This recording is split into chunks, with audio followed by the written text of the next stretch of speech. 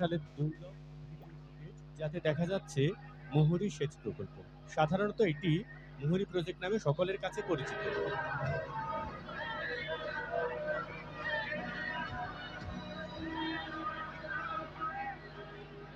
তৎকালীন সময়ে অত্যাধুনিক যন্ত্র না থাকায় Nigeria, this is how we experience it. That's right, that's right. এই প্রকল্পটি কার্যকর। Kissing the hyena.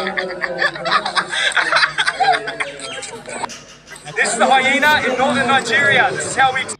প্রতিটি গদির পরিমাপ ছিল 30 মিটার বাই 50 মিটার। এই গদিগুলোর উপর প্রায় 90,000 কিউবিক মিটার পাথর ফেলে দেওয়া হয়েছিল।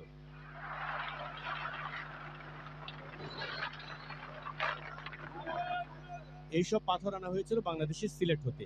আর শুধুমাত্র এই পাথরগুলো ফেনী নদীর কাছে আনার জন্য লোকবল প্রয়োজন হয়েছিল প্রায় 3,60,000।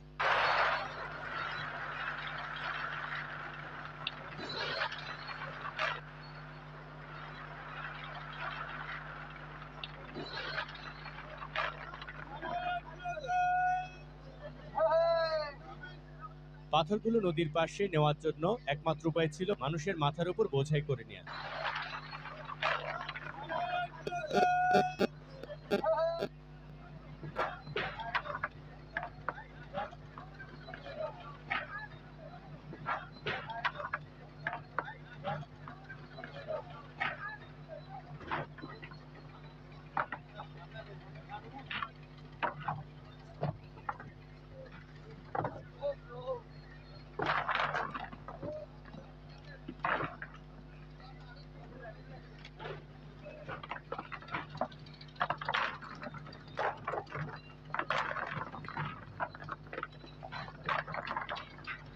তারপর সেই পাথরগুলোকে একত্রিত করে বোটে নেওয়া হয় নদীর মাঝে।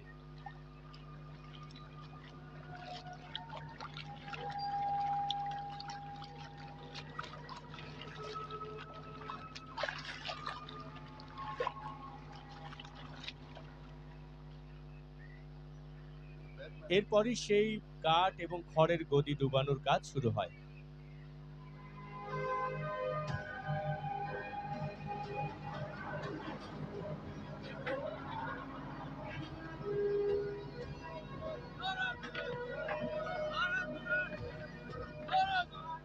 গদি যাতে তীব্র স্রোতে সরে যেতে না পারে, তাই তার উপর পাথর দেওয়া শুরু হয়।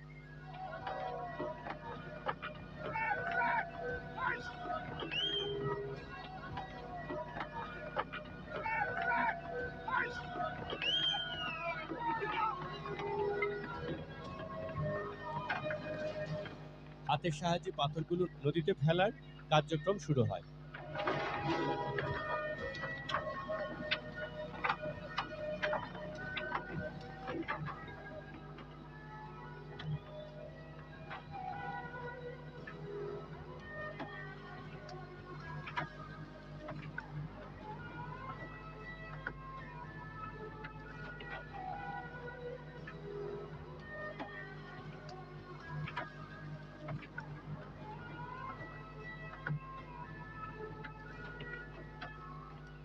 গদিগুলো যাতে স্রোতে সরে না যায়, তাই মানুষের মাধ্যমে টানানো হয় সমান্তরালভাবে।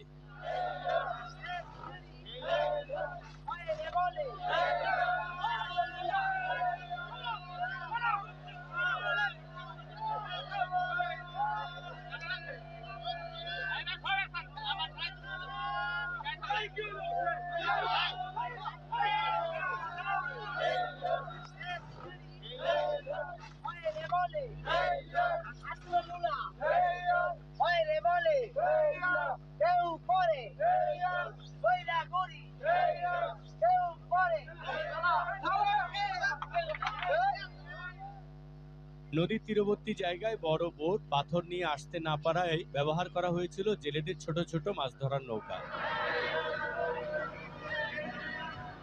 যে সকল স্থানে ছোট নৌকাগুলি পানির অভাবে ভাসতে পারছিল না, সে সকল স্থানে মাথায় এবং হাতে বোঝাই করে পাথরগুলো এনে নদীতে সেই গদির উপর ফেলা হয়েছিল।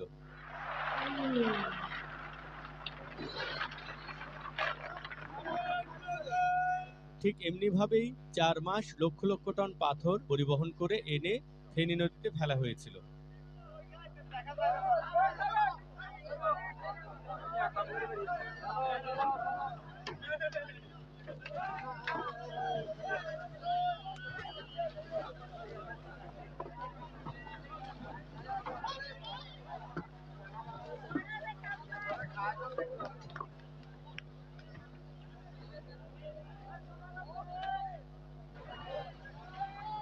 Oye, van acá, oye, van acá. ¿Qué te parece la tierra?